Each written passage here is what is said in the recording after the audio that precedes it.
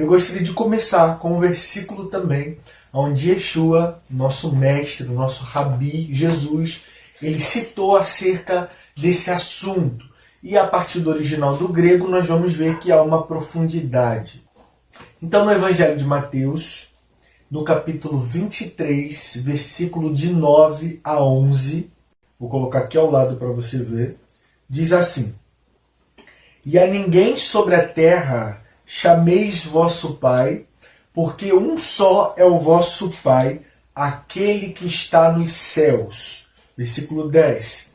Nem queirais ser chamados de mestre, porque um só é o vosso mestre, que é o Cristo. Mas o maior dentre vós há de ser servo. Ou, em algumas outras traduções, mas o maior dentre vós seja o primeiro a servir. Então nós estamos diante do texto onde o Evangelho de Mateus ele escreve, o evangelista Mateus ele escreve as palavras de Yeshua e ele cita as coisas que nós vamos destacar aqui nesse texto. Primeiro, pai, do original do grego é pater. Quando você vem para pai, pater no original do grego significa alguém que tente infundir em você o seu próprio espírito e que tente governar a sua mente. Então, essas duas palavras, a partir do original do grego, têm definições que nos ajudam a discernir assuntos acerca da liderança e a manipulação ministerial.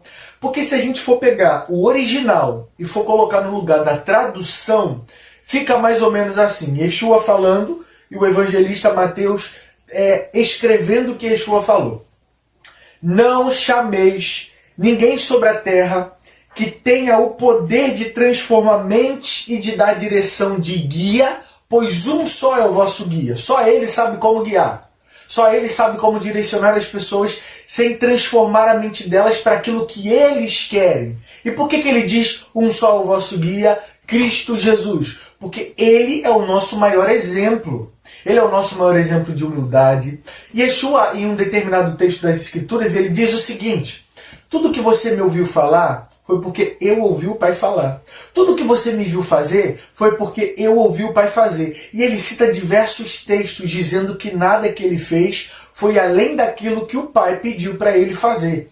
Então Yeshua, Yeshua Hamashia, o ungido, Jesus ungido, ele é o justo. Ele é o modelo, porque ele seguiu na linhagem da obediência para com o Eterno. Aí se a gente continua no texto, ele diz: não chameis ninguém sobre a terra de pai. O que é pai? Aqui no original, pater. Alguém que tente infundir em você o seu próprio espírito e que atua governando a sua mente, pois um só é o vosso pai e ele está nos céus. E só ele consegue fluir nessa questão de paternidade, infundindo nas pessoas o seu espírito. Por quê? Porque o espírito dele é bom.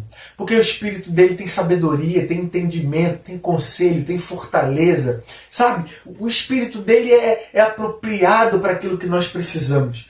Mas, na nossa atualidade, nós temos diversos tipos de liderança. Então nós vamos desconstruir algumas coisas para construir princípios coerentes dentro das Escrituras Sagradas.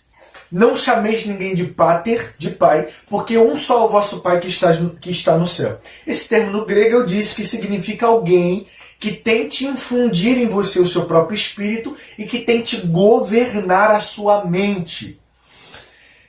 Durante muitos anos, por causa da carência do ser humano, nós temos passado por muitas situações complicadas acerca da seguinte questão.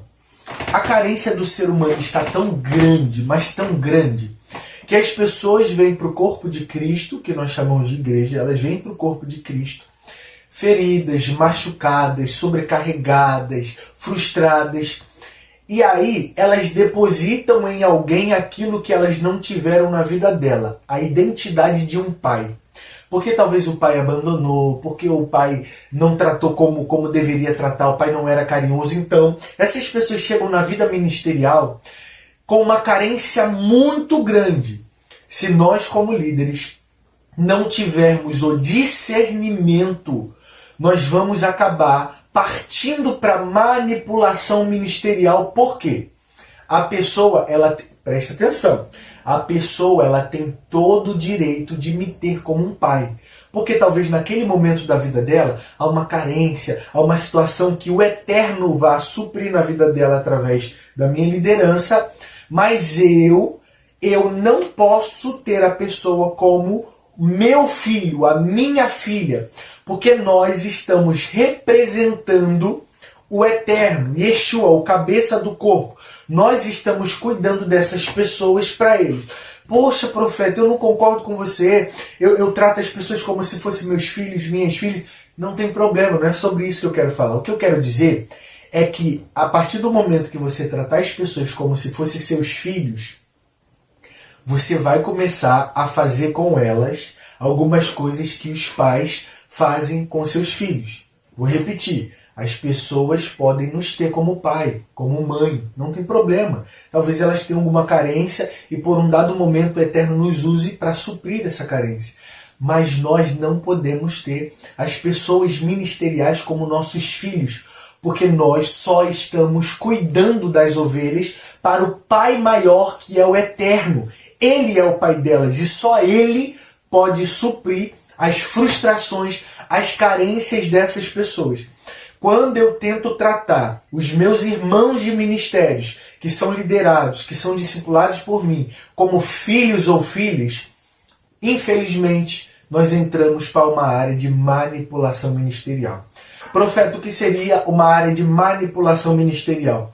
Você começa a se apegar emocionalmente com a pessoa, primeiro. Aí o seu relacionamento com ela deixa de ser de irmão em Cristo, deixa de ser um relacionamento ministerial em favor e começa a ser sobre.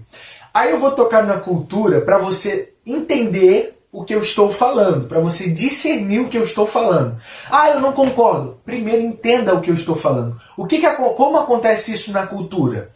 Os pais espirituais fazem os filhos ministeriais beijarem sua mão, pedir bênção, lavar os seus pés, pegar cafezinho e entregar na mão, deitar no meu colo e olha, você semana que vem eu quero você aqui a semana inteira.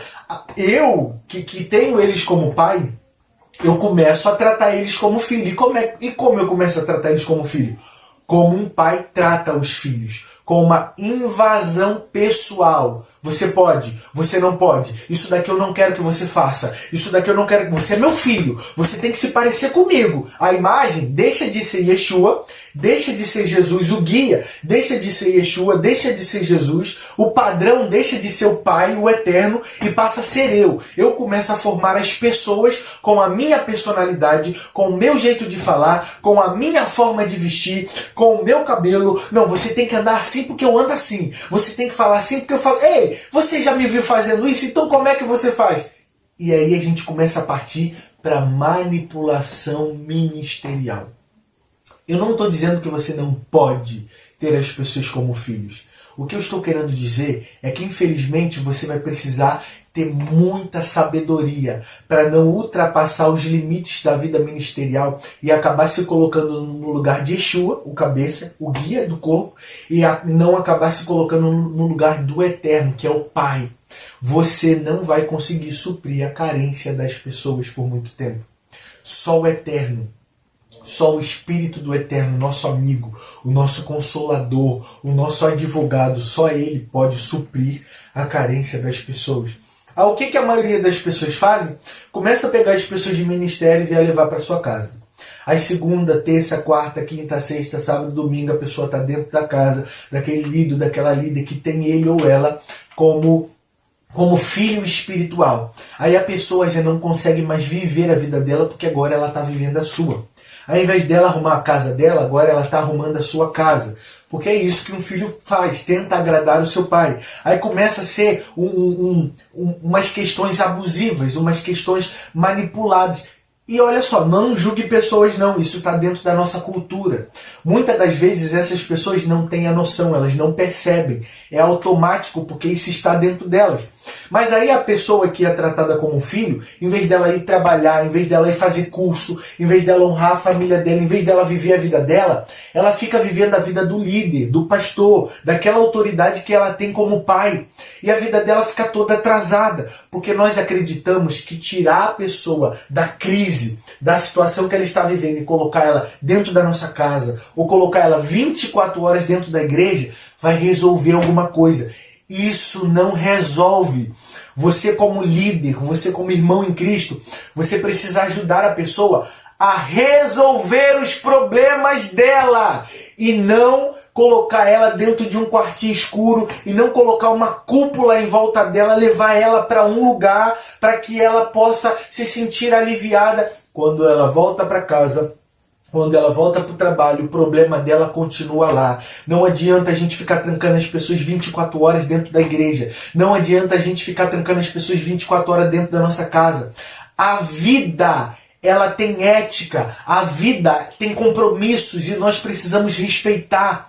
Existe um tempo que a pessoa precisa estar estudando, então é tempo de estudar. Tempo que a pessoa precisa fazer uma faculdade, então é tempo de fazer faculdade. Existe um tempo onde a pessoa precisa trabalhar, então a pessoa precisa trabalhar e nós vamos ensinar ela a lidar com os problemas pessoal dela dentro do trabalho, da escola, do curso, da faculdade e não tirá-la do ciclo da vida para trancá-la dentro da igreja 24 horas, dentro da minha casa 24 horas, como se isso fosse ajudar de alguma forma. Isso só retarda aquilo que ela tem para passar. Então a maioria das pessoas que são tratadas como filhos espirituais ou como líderes sobre as pessoas, essas pessoas não estão mais firmes, essas pessoas não estão mais dentro de um templo, porque hoje elas estão frustradas, elas estão sobrecarregadas, elas estão... porque elas perceberam a indiferença que começou quando ela cometeu o primeiro erro e o líder que se achava pai, ou o líder que estava sobre ela, que na mente dele estava sobre ela, viu que ela começou a cometer um erro e começou a escantear ela. A nossa mentalidade precisa mudar. A minha oração para essa geração é que todo o império babilônico, que toda a influência de Nimrod que existe dentro da nossa vida, da nossa mentalidade, venha sair, que todo cativeiro, que todo sofisma, que toda altivez, que as pessoas venham sair de fortalezas. É isso que eu peço para que o Eterno faça nessa geração. Então você como líder, você deve servir as pessoas. Você deve aconselhar as pessoas. Não se meter na vida pessoal das pessoas. Não mandar ela fazer as coisas, mas aconselhar elas à luz das Escrituras Sagradas, porque não existe conselho melhor do que a palavra do Eterno. E se ela quiser fazer, deixa ela livre para praticar. Se ela não praticar, chama ela para perto, senta com ela, tenta entendê-la, conversa, explica da melhor forma possível, não manipule. Só tem uma pessoa que pode convencer o homem para a gente terminar esse vídeo que já está muito grande. As Escrituras Sagradas diz que o Espírito convence o homem do pecado e do juízo. O nosso maior erro como liderança ou no ministério de liderança é tentar convencer as pessoas de alguma coisa. Só o Espírito pode convencer o homem do pecado e do juízo. Se eu dei um conselho e essa pessoa ainda não conseguiu praticar o conselho que eu dei, foi porque nem convencida pelo Espírito ainda ela foi. Eu preciso ajudá-la para aproximá-la da vida em Espírito, para que ela entenda quem é o Espírito, como o Espírito fala com ela, como o Espírito vai aconselhá-la, para que ela possa pegar esse conselho e aplicar. Então não adianta você querer viver a tua vida ministerial sem o Espírito. Não adianta você querer fazer o papel dele, manipular pessoas, querer obrigar pessoas a fazer alguma coisa, querer convencer pessoas que essa linha de entendimento babilônico caia do nosso entendimento. E que a gente chame o nosso amigo Espírito, nosso conselheiro para perto, para que ele possa nos ajudar, nos ensinar a viver a vida ministerial em favor das pessoas, fazendo apenas o nosso papel, que é aconselhar, que é ensinar à luz da palavra e deixar que ele faça o papel dele, que é convencer as pessoas. Se você gostou desse vídeo, vai lá no nosso canal do YouTube, se inscreve no canal, Deixa lá seu like, deixa lá o seu comentário, diga lá o que você achou, vai ser muito importante para mim saber o que você achou, se esse vídeo edificou a sua vida, se clareou a sua mente, se foi proveitoso para que eu possa estar fazendo outros vídeos.